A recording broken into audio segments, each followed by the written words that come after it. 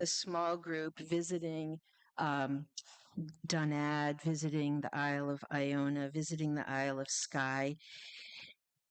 And I have family connections both to Iona and Skye. My paternal grandfather came to this country as an immigrant from the Isle of Skye.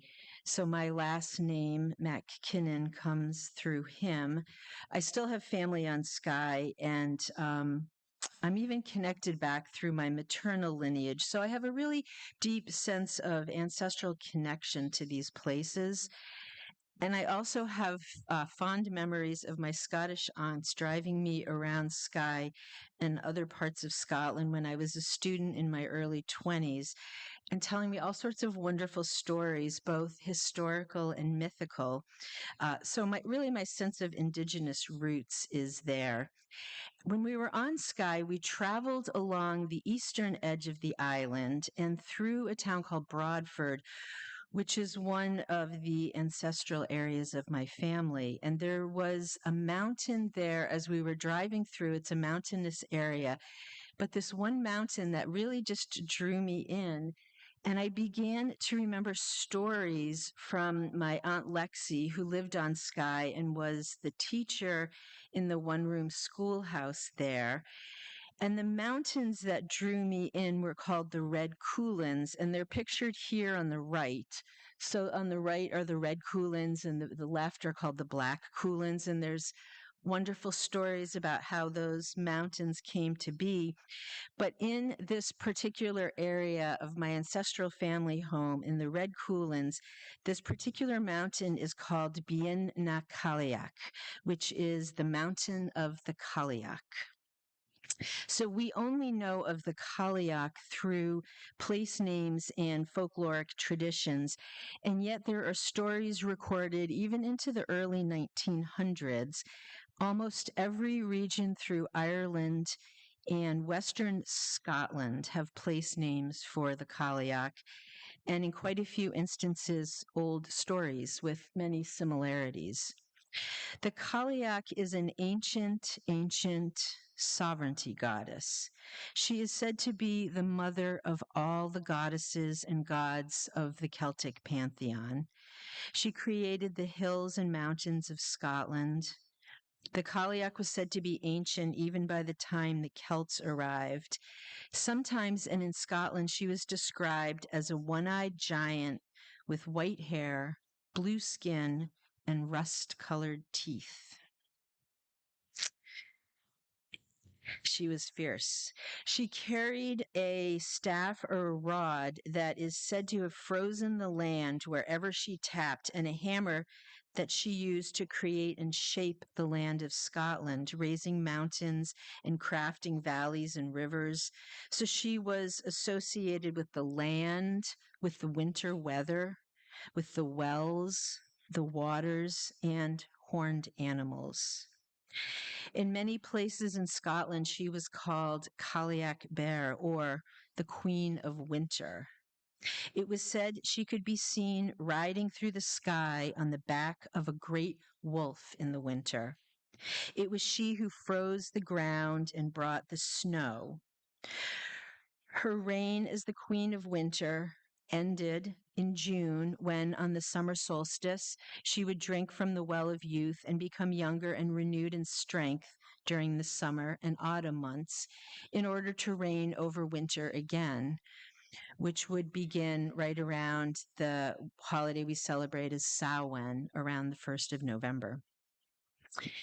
There's an old Irish poem about the Cailleach called The Lament of the Old Woman of Beara.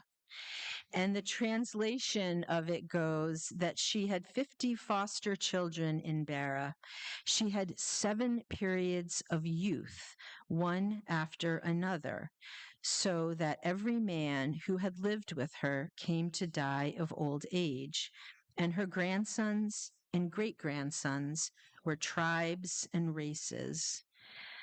So the Cailleach is said to be the mother of all the tribes of Ireland and Scotland, and that is predominantly where the landscapes with her place names appear. And so she's my ancestral mother too, I imagine. And so these stories, the Cailleach is an indigenous story of ancient peoples of Ireland and Scotland. And have come to see the Cailleach, and just also in the way that my own ancestors were connected with the world, as a way of thinking about the possibilities of our relationship with land and the land around us, because our stories very much shape our possibilities. And it's not so much that in this land here, I imagine a new goddess. I actually don't even feel a strong need to gender the connections that I feel with the more than human life around me.